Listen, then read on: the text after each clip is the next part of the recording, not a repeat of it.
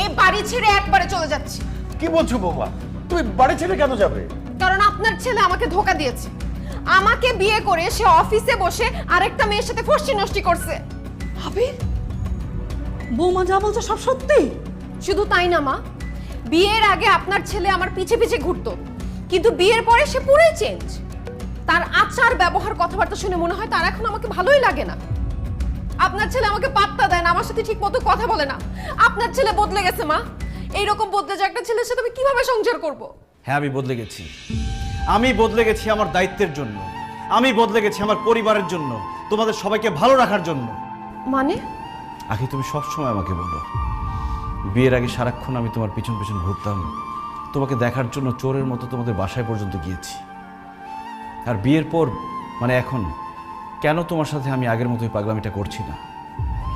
বিয়ের আগে আমি শুধু একজন প্রেমিক ছিলাম, আমার কোনো দায়িত্ব ছিল না, অফিস ছিল না, বস ছিল না, বাসা ভাড়া ছিল না, বউ ছিল না, এমনকি বাবা মায়ের চিকিৎসার খরচ পর্যন্ত চালাতে হতো না। আমার পৃথিবীতে ছিল শুধু তুমি আর তুমি। তাই শুধু তোমাকে দেখতে চাইতাম, তোমার পিছন পিছন ঘুরতাম, তোমার জন্য পাগল হয়ে যেতাম। বিয়ের আগে তুমি শুধু আমার প্রেমিকা ছিলে, তোমার জন্য আমার এক্সট্রা কোনো খরচ করতে হতো না। কিন্তু বিয়ের পর তো তুমি আমার বউ, তোমার ভরণ পোষণ, তোমার দায়িত্ব, তোমার থাকা খাওয়া সব কিছুর দায়িত্ব আমাকে নিতে হচ্ছে।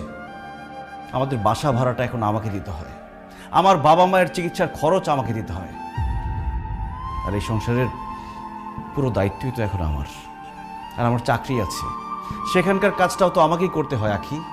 বসের মন জুগিয়ে চলতে হয়। তুমি সবসময় আমাকে বলো না আমি তোমার পাশে শুয়ে থাকি, কিন্তু তারপরও তোমার সাথে হাসি মুখে কেন কথা বলি না? কারণ আমি তখন চিন্তা করি, আমি ভাবি যে আমার বউটার মুখে সবসময় হাসি কিভাবে ধরে রাখতে পারবো। ওই দিন তুমি সাজগোজ করে নতুন শাড়ি পরে আমার সামনে এসেছিলে, আর আমি তোমার প্রশংসা করিনি বলে তুমি আমার উপর রাগ করেছো। কিভাবে আমি তোমার প্রশংসা করব? আমি তো তখন ভাবছিলাম যে আমি কিভাবে আমার বউকে আরেকটা নতুন শাড়ি কিনে দিতে পারবো, কিভাবে আমার বউটা সবসময় সাজগোজ করে থাকতে পারবে, সেটা নিয়ে ভাবছিলাম। আমি প্রশংসা করতে পারিনি এই জন্য। আমি 9টা থেকে 5টা পর্যন্ত অফিস করি, মাঝে মধ্যে এক্সট্রা কাজও করি। অফিসে বসের সাথে কথা বলে, কলিগদের সাথে কথা বলার পর আর কথা বলার মতো কোনো শক্তি থাকে না আমার। তাই এসে আমি শুয়ে পড়তে চাই। আখি, দিন শেষে আমিও মানুষ, আমি রোবট না। আমিও ক্লান্ত হই, আমারও ঘুম আসছে, আমার ঘুম আসতে ইচ্ছে করে। তুমি সবসময় বলো না কেন আমি কাজকে সবসময় প্রাধান্য দিই, বসকে সবসময় প্রাধান্য দিই? আমার বসকে যদি আমি প্রাধান্য না দিই, আমার চাকরিটা চলে গেলে আমি তোমাদেরকে কোথায় রাখবো, কি খাওয়াবো?